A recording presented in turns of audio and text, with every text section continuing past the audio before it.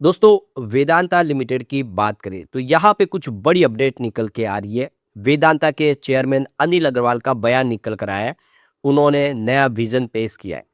यहाँ पे वेदांता जो डिविडेंड का बादशाह कहा जाता है, लगातार बहुत ही अच्छा डिविडेंड कंपनी देती है। और यहाँ पे आप देख ही सकते हो कि वेदांता लिमिटेड जिसने यहाँ पे डीमर्जर का फैसला कर लिया है। इसके अलावा देखें तो अब क्वार्टर 4 आने वाला है, जिसका प्रीव्यू हमारे सामने आ चुका है। क्या है क्वार्टर 4 की संभावना, उसको भी समझेंगे। और आने वाले समय वेदांता के यहाँ से बेहतर कर पाएगा। आज काफ़ी अच्छी रैली बनी, लेकिन अंत में थोड़ी-सी प्रॉफिट बुकिंग देखने को मिली। आज बाज़ार तूफ़ानी तेज़ी बता चुका है, क्योंकि सीज़ फायर हो चुका है इज़राइल ईरान के बीच में, जिसकी वजह से माहौल पूरा बदल गया है। ऐसे में क्या तेज़ी का दौर शुरू हो चुका है, समझेंगे इस वीडियो के माध्यम से। लेकिन फ्रेंड्स, उससे पहले अगर आप पहली बार हमारे चैनल पे आए तो चैनल को सब्सक्राइब कर दीजिए, एक बेल आइकॉन दबा दीजिए, ताकि जब भी नया वीडियो बने पहला नोटिफिकेशन आपको मिले। वीडियो पसंद आए तो लाइक से जरूर कीजिए। चलो फ्रेंड्स, वीडियो स्टार्ट करते हैं। मैं हूँ आपका दोस्त एस बी दवे और हमारे अपने चैनल ऑनलाइन कमाई में आपका बहुत बहुत स्वागत है। सबसे पहले वेदांता लिमिटेड के कारोबार की बात करें, 723 पर क्लोजिंग थी, 1.40% की तेजी देखने को मिली। अब आप देखें, कल की क्लोजिंग 713 पर थी और आज 735 का इंट्राडे में हाई बन गया। आपको ये पता होना चाहिए कि 769 इसका 52 वीक का हाई है। यानी अपने 52 वीक हाई से अब देखें तो सिर्फ 35 रुपये दूर रह गया है स्टॉक। यानी आने वाले 1 या 2 दिन में एक फ्रेश हाई बनती हुई दिखाई दे सकती है।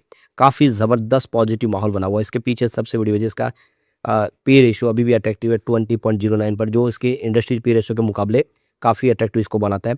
और काफ़ी अच्छा हैवी डिविडेंड पे आउट करती है 5.88% का, जो दूसरी कंपनियों के मुकाबले बहुत अच्छा है इसका। तो आज देख सकते हो कि वेदांता लिमिटेड के शेयर में इंट्राडे में 3% के आसपास की रैली बनी। और इसके पीछे एक वजह यह भी है कि नेशनल कंपनी लॉ ट्रिब्यूनल जो है एनसीएलटी अब वेदांता के मामले की सुनवाई करेगा।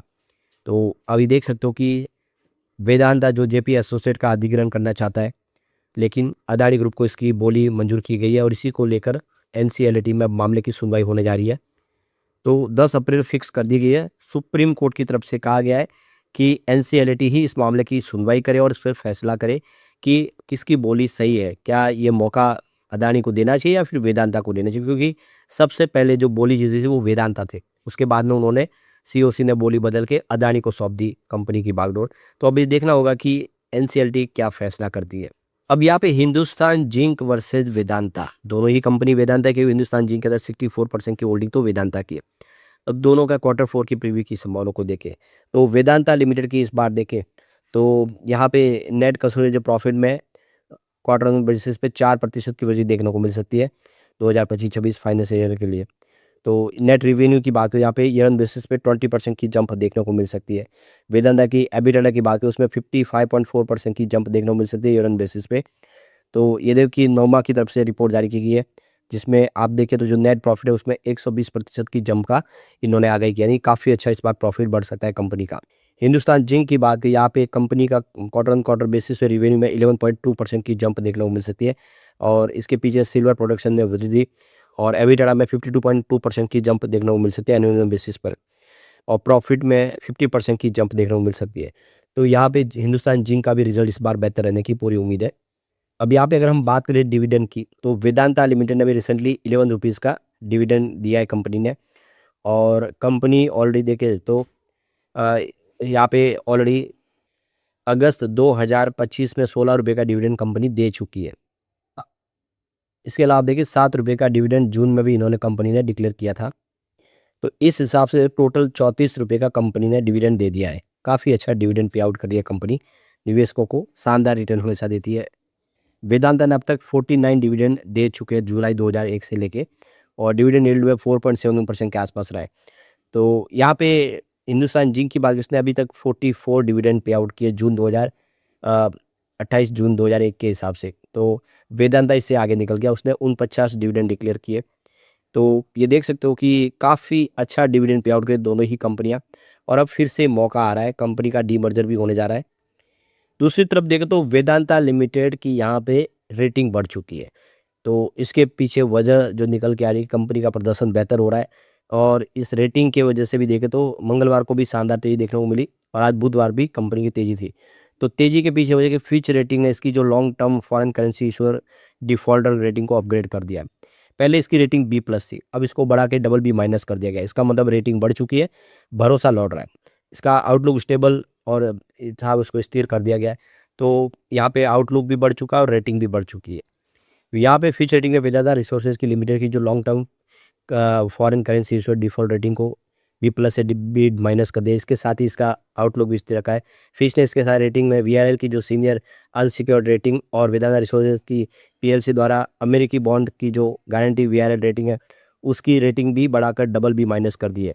ये वेदांता रिसोर्सेज के बॉन्ड्स के लिए 2015 के बाद सबसे ऊंची रेटिंग है, यानी वेदांता की रेटिंग ज़बरदस्त बढ़ चुकी है फिच की तरफ से। तो ये क्लियर है कि कंपनी की मजबूत वित्तीय स्थिति को दर्शा रहा है, जिस तरह से रेटिंग बढ़ रही है, जिससे बेहतर कमाई की स्पष्टता दिख रही है और लगातार कर्ज में कमी को समर्थन भी मिला। कंपनी अपने कर्ज को काफ़ी कम कर चुकी है। माना जा रहा है कि अपग्रेड आने वाले समय में मजबूत कमाई की उम्मीद के कारण किया गया, जिससे अनुकूल कमोडिटी कीमतें, अच्छे उत्पादन और बेहतर लागत संरचना का सहारा मिलेगा। तो कुल मिला के रेटिंग एजेंसियाँ इस समय बहुत ज़्यादा बुलिश है वेदांता को लेकर। तो ये देखिए, बॉन्ड की रेटिंग बी प्लस से बढ़कर बी डबल बी माइनस हो चुकी है। इसका आउटलुक स्टेबल रखा गया है और अपग्रेड मजबूत कमाई की उम्मीद है, बेहतर होती लागत संरचना और कर्ज कमात की दर्शा रहा है। बेहतर वित्तीय अनुशासन और वित्त पोर्टफोलियो में कम सप्लाई चेन से जोखिम इस रेटिंग को समर्थन देते हैं। तो ये सारी सब पॉइंट इसके लिए फायदेमंद साबित होते हैं। सबसे बड़ी बात है कि वेदांता लिमिटेड का डीमर्जर होने जा रहा है। फिच के मुताबिक वेदांता लिमिटेड के प्रस्तावित डीमर्जर से कंपनी को फायदा पहुंचेगा। शेयर के विभाजन के बाद शेयरों तक सेक्टर स्पेसिफिक निवेशकों की पहुंच बढ़ेगी। तो डीमर्जर के बाद Vedanta aluminium, Vedanta oil and gas, Vedanta power, Vedanta iron and steel, Hindustan zinc limited के पेरेंट कंपनी के में वेदांता लिमिटेड बनी रहेगी और इसकी डेट 31 मार्च से बढ़ाकर 30 जून कर दी गई है। तो फिच को लगता है कि ये फैसला शानदार है। अब यहाँ पे वेदांता लिमिटेड के चेयरमैन अनिल अग्रवाल ने एक बड़ी चेतावनी दी है और उन्होंने भारत में ऐसे 3 से 4 बड़ी कंपनी खड़ी करने की तैयारी कर ली है, यानी ऐसी 3-4 कंपनियां बनाना चाहिए, ऐसा उन्होंने कहा है। 2.30 लाख करोड़ रुपये का तगड़ा फॉर्मूला पेश किया है। तो ये देख सकते हो कि वेदांता के चेयरमैन अनिल अग्रवाल की तरफ से साफ किया गया कि इस लक्ष्य को पाने के लिए हमें सालाना 80 करोड़ टन लौह अयस्क यानी आयरन और शॉर्टेज की जरूरत होगी, लेकिन मौजूदा हालत में हमें अपनी जरूरत का 75% जो लोहा है वो विदेशों से इंपोर्ट करना पड़ता है, जिसकी वजह से हमें काफ़ी सारा नुकसान होता है। अनिल अग्रवाल ने कहा दुनिया का बाजार का गणित समझाते हुए कहा है कि दुनिया में आज 70% से 80% लोहा अयस्क पर सिर्फ वेल, BHP और रियो टिंटो जैसी 4-5 बड़ी कंपनियों का कब्जा है। उन्होंने ये भी जोर देकर कहा। तो अनिल अग्रवाल का कहना है कि इस सेक्टर को आत्मनिर्भर बनाने के लिए 20 से 25 अरब डॉलर भारतीय करेंसी में 2.31 लाख करोड़ रुपए की निवेश की आवश्यकता है। तो अनिल अग्रवाल ने सुझाव दिया कि भारत की जमीन के नीचे छिपे खजाने दुनिया के किसी भी देश से बेहतर है, बस उसे निकालने की प्रक्रिया को आसान बनाना होगा। उन्होंने अमेरिका का उदाहरण देते हुए कहा कि वहाँ की सरकार ने तेल गैस उत्पादन बढ़ाने के लिए सेल्फ सर्टिफिकेशन की अनुमति दी। भारत को भी इसी रफ्तार से क्लियरेंस और नियमों को सरल बनाना होगा। तो यहाँ पे अगर वेदांता ने कहा कि बिलो द ग्राउंड यानी खनिज संपदा सेक्टर में विकास का मतलब हो गया बड़े पैमाने पे नौकरियों की बौछार होगी। उन्होंने तर्क दिया कि जहाँ कंपनी बड़े स्तर पर उत्पादन किया वहाँ के लोगों का जीवन सुधरा है। लेकिन फ्रेंड्स, कोई भी इन्वेस्टमेंट करने से पहले अपने फाइनेंशियल एडवाइजर से एडवाइस ले ले या अपना खुद का रिसर्च करें, क्योंकि मैंने वीडियो आपके एजुकेशनल पर्पज के लिए ही बनाया। वीडियो पसंद आए तो लाइक से जरूर कीजिए और चैनल को सब्सक्राइब कर दीजिए। Thank you friends.